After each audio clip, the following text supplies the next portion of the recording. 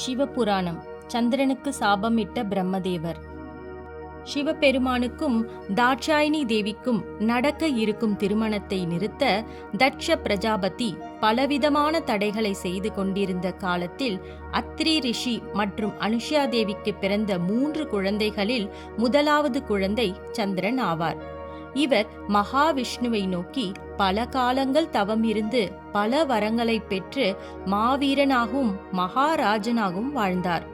சந்திரனுக்கு தன்னுடைய 27 பெண்களையும் திருமணம் செய்து வைத்தார். தட்ச பிரஜாபதி. திருமணத்தின் போது தட்ச பிரஜாபதி சந்திரனிடம் இருந்து ஒரு உறுதிமொழியை பெற்றுக்கொள்கிறார். அதாவது சந்திரன் தனது 27 மனைவிகளிடமும் சம அளவிலான அன்பினை செலுத்த வேண்டும், எந்த மனைவிக்கும் வேறுபாடு பார்க்கக்கூடாது என்பதே உறுதிமொழியாகும். சந்திரனும் சம்சார பந்தத்தில் ஈடுபட்டு வாழத் தொடங்கினார். ஒரு நாள் சந்திரன் ராயசூய யாகம் நடத்த எண்ணினார். யாகம் நடத்துவதற்கு முன்பாக பிரம்மலோகம் சென்று நான்முகனான பிரம்மதேவரை வணங்கி ஆசி பெற்றார். பின் தேவலோகத்திற்கு சென்று இந்திரனையும் மற்றும் பல தேவர்களையும் அவர் நடத்தும் ராஜசூய யாகத்தில் கலந்து கொள்ள அழைப்பு விடுத்தார்.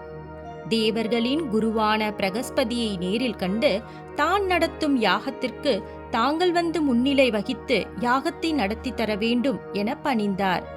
சந்திரனுக்கு பல கலைகளை குருவாக இருந்து கற்றுக் கொடுத்தவர் குரு பகவான் பிரகஸ்பதி ஆவார்.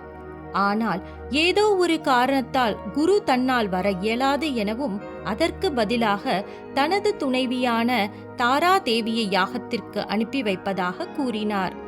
சந்திரன் ராஜசூய யாகம் நடத்த ஆரம்பித்தார்.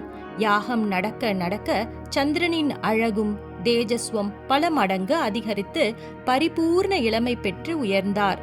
அவரது அழகில் மயங்கிய பல தேவமாதர்கள் அவர் மீதும் ஆசையும் மோகமும் கொள்ள ஆரம்பித்தனர்.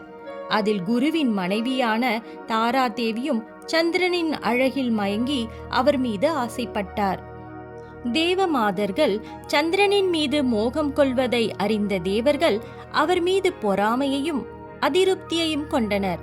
யாகம் முடிந்ததும் தேவர்கள் தனது தேவிகளுடன் தேவலோகம் செல்ல முயற்சித்த போது பல தேவிமார்கள் வர மறுத்து சந்திரனுடனே தங்கி கூடி மகிழ்ந்தனர்.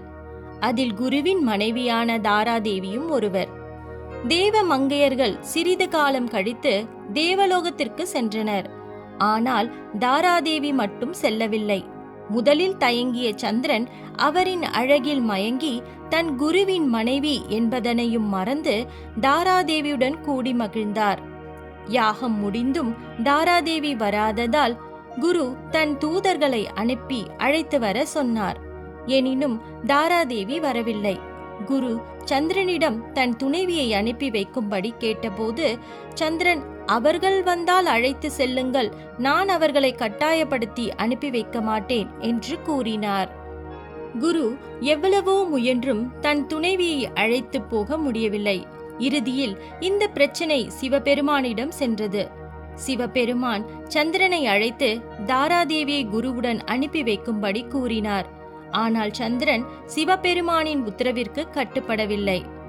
சந்திரன், தாராதேவி என்னுடன் விருப்பப்பட்டு உள்ளார், என்னிடம் அடைக்கலம் என்று வந்தவர்களை விரட்டுவது சந்திர தர்மம் அல்ல, அடைக்கலம் கொடுப்பது தான் தர்மம் என்று கூறினார். தன் உத்தரவிற்கு கட்டுப்படாத சந்திரனின் மீது சிவபெருமான் கோபம் அடைந்து போர் தொடுத்தார்.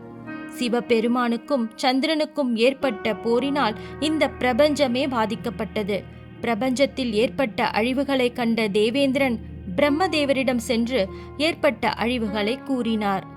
மேற்கொண்டு போர் தொடர்ந்தால் இந்த பிரபஞ்சம் அழிவை சந்திக்கும் எனவும் கூறினார்.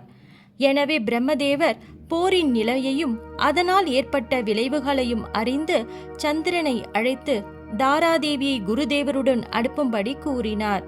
அதற்கு சந்திரன், நான் தாராதேவியை கட்டுப்படுத்தி என்னுடன் வைத்திருக்கவில்லை, அவர்கள் விருப்பப்பட்டால் செல்லட்டும், நான் அவர்களை தடுக்கவில்லை என கூறினார்.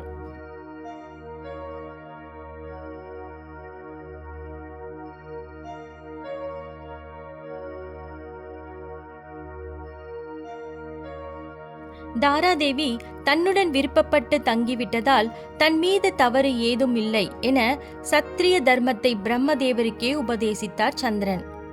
சத்திரிய தர்மத்தை பற்றி பிரம்மதேவருக்கே உபதேசம் செய்ததால் கோபம் அடைந்த பிரம்மதேவர் சந்திரனை பாவியாக போகும்படி சாபமிட்டார். இதனால் அதிர்ச்சி அடைந்த சந்திரன் அடைக்கலம் என்று என்னிடம் வந்த தாராதேவிக்கு அடைக்கலம் கொடுக்க வேண்டியது சந்திரனான தன் கடமை என்பதை வலியுறுத்தினார்.